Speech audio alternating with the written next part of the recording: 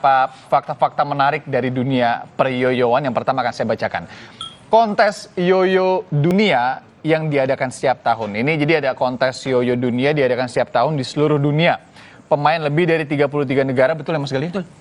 Bersaing untuk menjadi juara dunia yoyo. Jepang telah mendominasi kontes, memenangkan lebih dari 75 gelar juara dunia. 13 dari trofi ini dimenangkan oleh juara Shinji Saito. Shinji Saito. Itu juara satu? Nomor satu? Shinji Saito itu divisinya 2A. Jadi yang double hand dia memang mendominasi. Jadi tadi saya sampaikan kompetisi itu ada 1A, 2A, 3A, 4A. Tadi itu ya? Masing-masing itu ada juaranya. Shinji Saito itu juaranya untuk 2A. Oh 2A ya? Yes. Kalau peringkat dunia itu ya dilihat dari keseluruhan aja ya berarti. Ya? Berapa kali poin dia menang dan lain-lain ya? Peringkat pertama siapa? Kemarin dari mana? Aduh, saya kemarin udah World Champion udah terakhir. Dari online ya? Online. Oh, online. Ya kita doakan semoga besok yang juara satu dunia adalah Indonesia. Amin. Ya. Oke, kemudian fun fact berikutnya. Ini adalah yoyo ini ternyata dimulai dari tahun 1960-an. Yoyo itu kayu dulu ya. Betul. Sampai tahun 1960-an itu masih produksi kayu. Yoyo ini tidak terbuat dari plastik sampai tahun 1960-an dan awalnya yoyo ini terbuat dari kayu. Karena ini beberapa yoyo memiliki putaran yang tidak rata karena jenis kayunya dan kemudian baru tahun 90-an 1990 itu baru ganti jadi logam. Betul. Jadi prosesnya itu di 90 Yohanes itu yang memperkenalkan yoyo dengan si Proyo itu. Ya, Proyo. Tapi sebelumnya ada Om Yohan. Om Yohan, yes. Ini dia. Sebelumnya memang udah ada bentuk-bentukan dari plastik atau itu di sebelum itu. Tapi satu lagi saya tambahin, nama yoyo itu ya baru ditemui di 68 itu oleh Daniel F. Duncan. Dulu nama yoyo itu nggak ada nama yoyo macam-macam. Ada nama Bendelors, terus ada nama beberapa. Nah di 68 itu Daniel F. Duncan yang memperkenalkan nama yoyo. Nah nama yoyo itu ada bahasa Filipina. Oh gitu. Yes, jadi dibeli sama dia kayak sebutlah nama yoyo. Nama yoyo emang di 68 tuh baru ada nama yoyo. Dulu yoyo sebagai senjata sih. Oh gitu. Senjata berburu.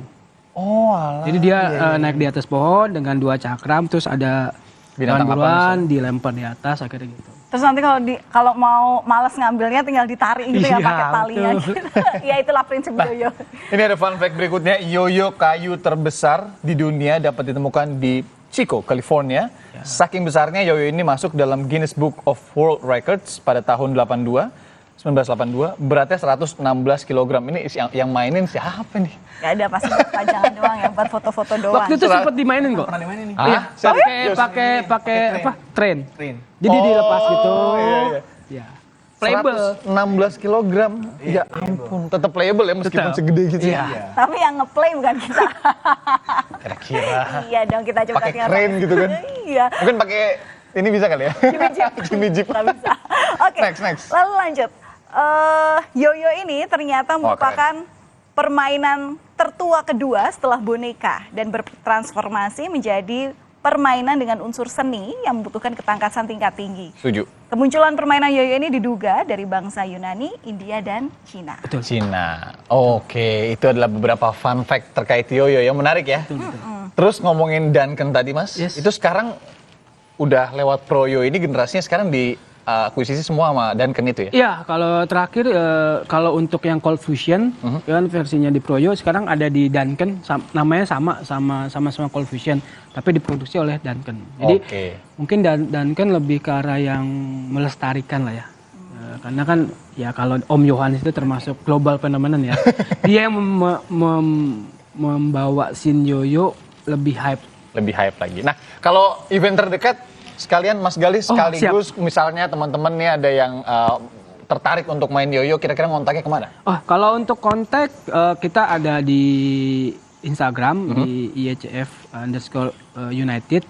IYCF Indonesia Yoyo Club Federation.